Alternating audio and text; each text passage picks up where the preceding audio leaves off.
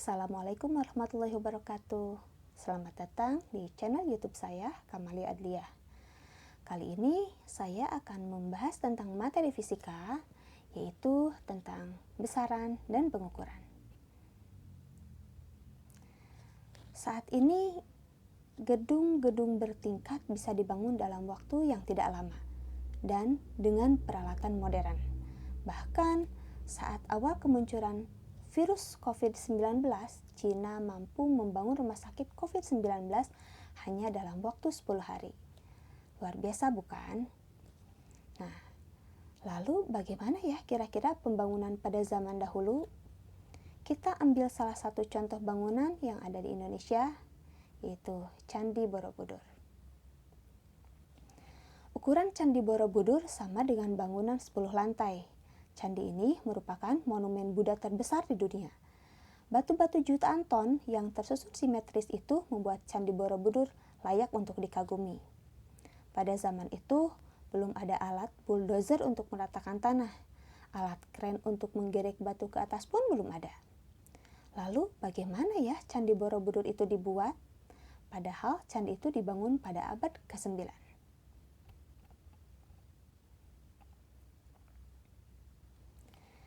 Candi Borobudur dibangun dengan peralatan sederhana seperti palu dan pengungkit. Kendaraan yang ada mungkin hanya gerobak yang ditarik dengan hewan. Hal itu membutuhkan waktu yang lama dan tenaga yang sangat banyak. Nah, jika seperti itu, berapa lama ya Candi Borobudur dibuat? Diperkirakan Candi Borobudur dibangun selama 50 tahun. Sosok candi dengan 1000 patung Buddha berdiri di atas sebuah bukit kecil di antara Kali Elo dan Progo. Di sebelah timurnya menjulang Gunung Merapi dan Merbabu. Berikut adalah hal mengenai Candi Borobudur. Yang pertama, Candi Borobudur merupakan tumpukan batu yang disusun di atas gundukan tanah atau bukit. Yang kedua, Candi Borobudur disusun dari balok-balok batu. 3. Balok-balok batu penyusun Candi Borobudur ukurannya sekitar 25 x 10 x 15 cm. Massa per potong balok batu diperkirakan antara 7,5 sampai 10 kg. Dengan ukuran balok batu sebesar dan seberat itu, balok-balok batu bisa diangkut dengan mudah. 4. Jumlah balok batu yang digunakan untuk membangun Candi Borobudur diperkirakan sekitar 55.000 meter kubik atau sekitar 2 juta balok. Terbayangkan betapa repotnya melakukan pembangunan pada zaman dahulu, memerlukan orang banyak dan dilakukan dalam waktu yang sangat lama. Nah, poin 3 perlu kita cermati. Ukuran balok-balok batu penyusun Candi Borobudur ukurannya relatif sama, yaitu sekitar 25 x 10 x 15 cm. Kira-kira mereka menggunakan alat ukur apa ya untuk membuat balok-balok batu tersebut?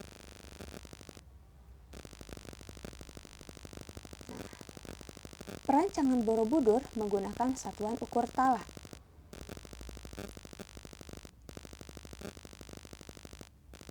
Yaitu panjang wajah manusia antara ujung garis rambut di dahi hingga ujung dagu. Atau mereka juga menggunakan jengkal, yaitu antara ujung ibu jari dengan ujung jari kelingking ketika telapak tangan dikembangkan sepenuhnya. Tentu saja satuan ini bersifat relatif dan berbeda antar individu. Di Indonesia, timbangan dan alat ukur sejak zaman Hindu-Buddha sudah ada, seperti yang terpahat dalam relief Candi Borobudur. Namun, setiap daerah mempunyai cara mengukur dan bentuk timbangan yang berbeda, sehingga menimbulkan banyak perselisihan. Hasta dan depa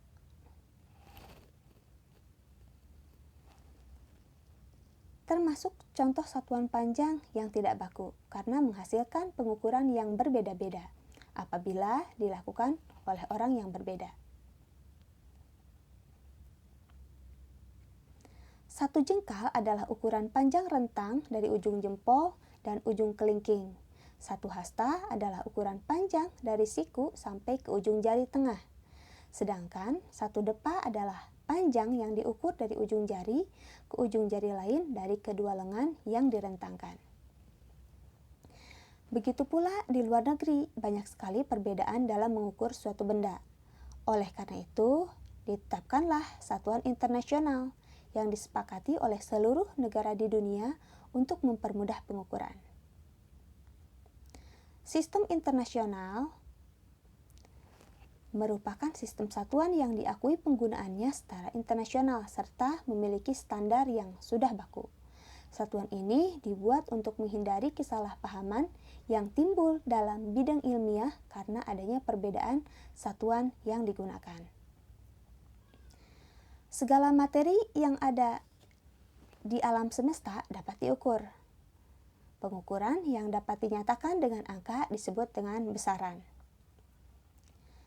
Besaran itu ada dua. Yang pertama, ada besaran pokok. Yang dinamakan dengan besaran pokok adalah besaran-besaran utama yang dapat menurunkan besaran-besaran lain dan satuannya telah ditentukan terlebih dahulu. Ada 7 besaran pokok. Panjang satuannya meter, massa satuannya kilogram, waktu satuannya sekon, suhu satuannya Kelvin, kuat arus satuannya ampere, intensitas cahaya satuannya kandela, dan jumlah zat satuannya mol. Nah, dalam kehidupan sehari-hari kita pun mengenal besaran seperti luas bangunan, volume air dalam bak, kecepatan motor saat kalian berkendara. Nah, besaran-besaran selain besaran pokok yang 7 tadi disebut dengan besaran turunan. Nah, besaran turunan adalah besaran yang satuannya diturunkan dari besaran-besaran pokok penyusunnya. Misalnya, luas. Rumus luas adalah panjang kali lebar.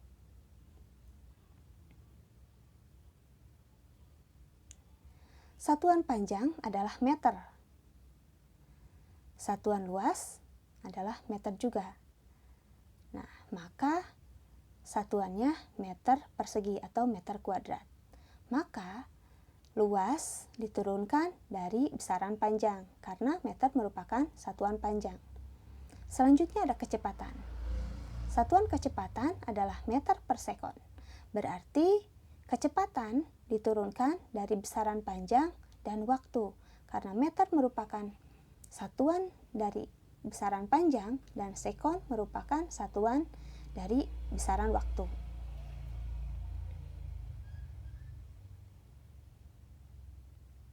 Ini adalah beberapa besaran turunan yang sering kita temui dalam kehidupan sehari-hari.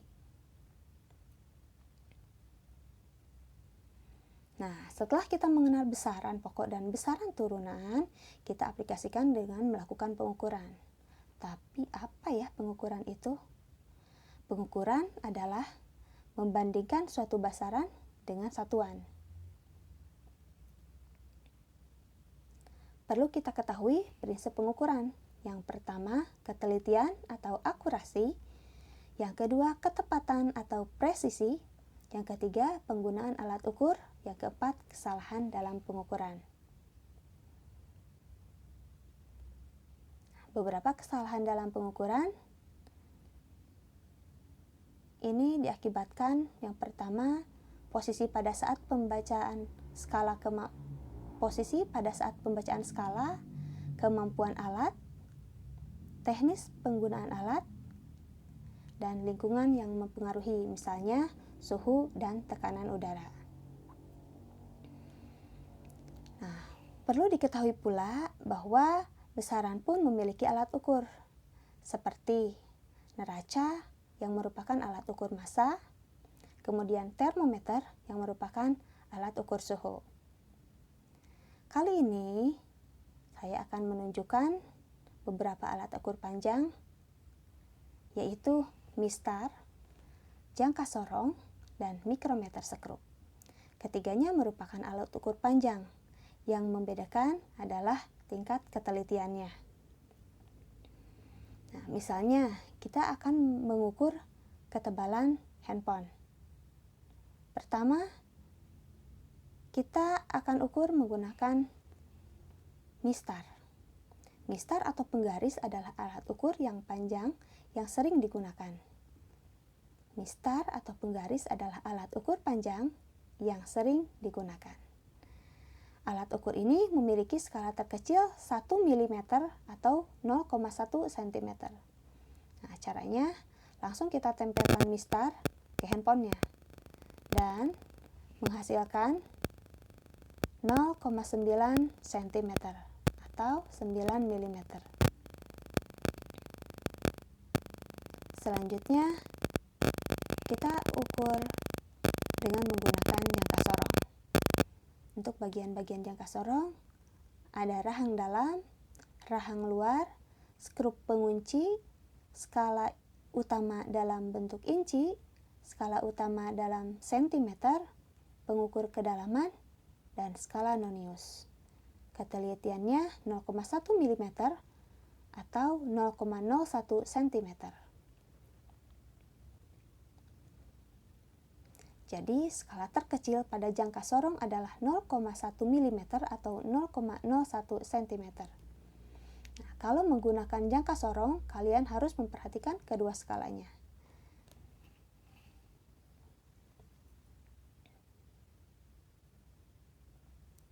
Pertama, perhatikan angka pada skala utama yang berhimpitan dengan angka 0 pada skala nonius. Misalnya, di sini saya berikan titik P yang bernilai 47 mm atau 4,7 cm. Kemudian kalian perhatikan garis keberapa di skala nonius yang berhimpitan dengan garis di skala utama.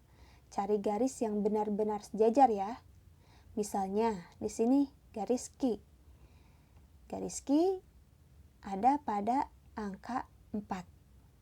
Nah, garis itu yang akan dikalikan dengan skala terkecil jangka sorong.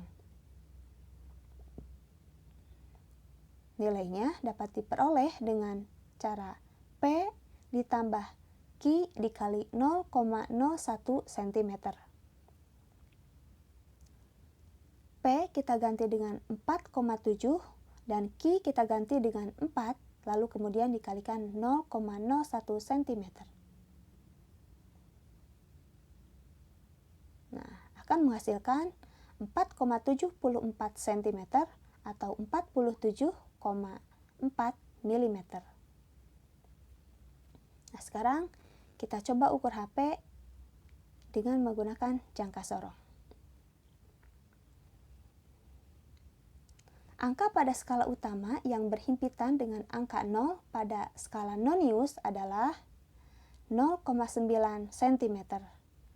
Kemudian, garis pada skala nonius yang berhimpitan dengan garis di skala utama adalah 7,5.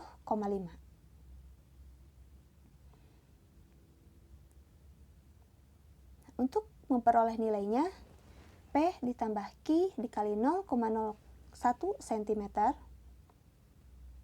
P kita ganti dengan 0,9, Q diganti dengan 7,5 kali 0,01 cm.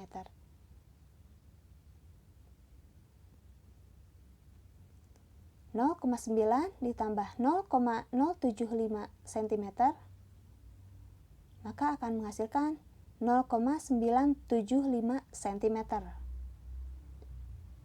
atau 9,75 mm. Terlihat jelas kan perbedaan mengukur dengan mistar dan dengan jangka sorong? Sekarang kita coba ukur HP dengan menggunakan mikrometer skrup.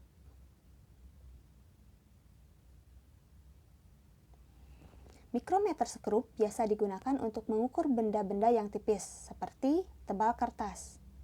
Mikrometer skrup terdiri atas dua bagian, yaitu selubung dalam atau poros tetap dan selubung luar atau poros geser. Perhatikan gambarnya.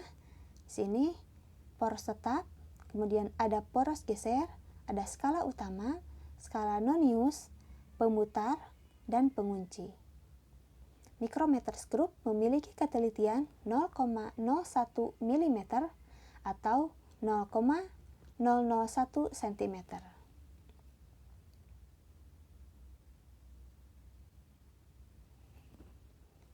Pertama, perhatikan garis skala utama yang paling dekat dengan selubung luar.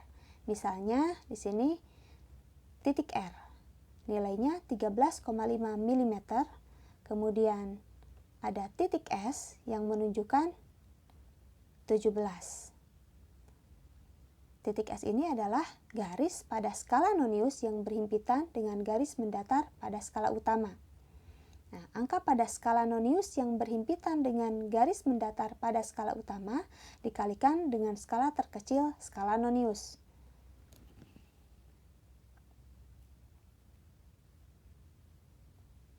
(13,5 ditambah 17 kali 0,01 mm)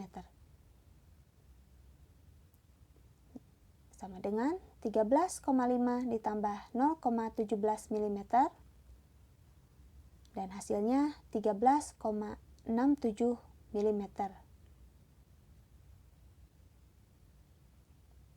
Nah, sekarang kita coba ukur HP dengan menggunakan mikrometer skrup.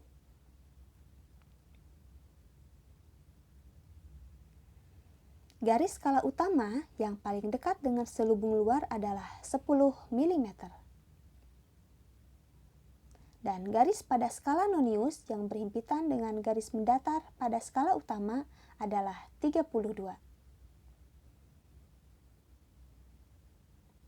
Ini rumusnya R ditambah S dikali 0,01 mm. R-nya diganti dengan 10, S-nya 32, lalu dikalikan 0,01 mm. 10 ditambah 0,32 mm dan akan menghasilkan 10,32 mm. Nah, terbuktikan semakin kecil ketelitian alat ukur, maka semakin presisi hasil pengukurannya.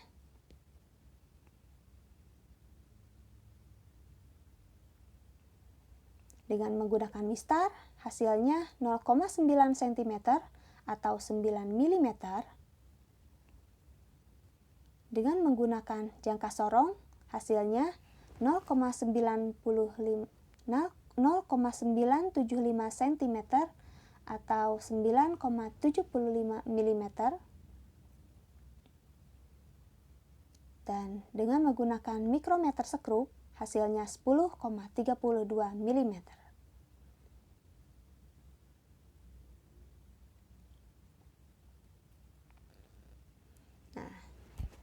Namun pengukuran yang dilakukan manusia tidak 100% akurat, meskipun dengan menggunakan alat ukur dengan ketelitian sangat tinggi. Maka ada yang dinamakan ketidakpastian mutlak, yaitu setengah dari skala terkecil alat ukur. Misalnya pada mistar, ketidakpastiannya adalah setengah kali 0,1 cm atau 0,05 cm. Pada jangka sorong, ketidakpastiannya adalah setengah kali 0,01 cm atau 0,005 cm. Pada mikrometer skrup, ketidakpastiannya adalah setengah kali 0,001 cm atau 0,0005 cm.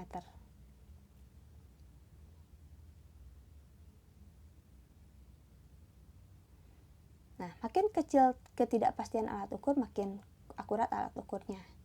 Nah, oke teman-teman. Di video kali ini kita sudah membahas sistem internasional, kemudian besaran pokok dan besaran turunan, 3 jenis alat ukur yaitu mistar, jangka sorong, dan mikrometer skrup. Nah, bagaimana semuanya?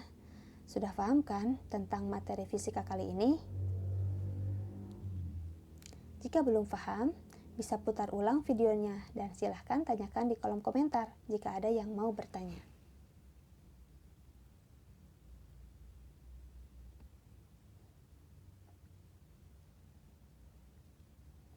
Terima kasih telah berkunjung ke channel YouTube saya.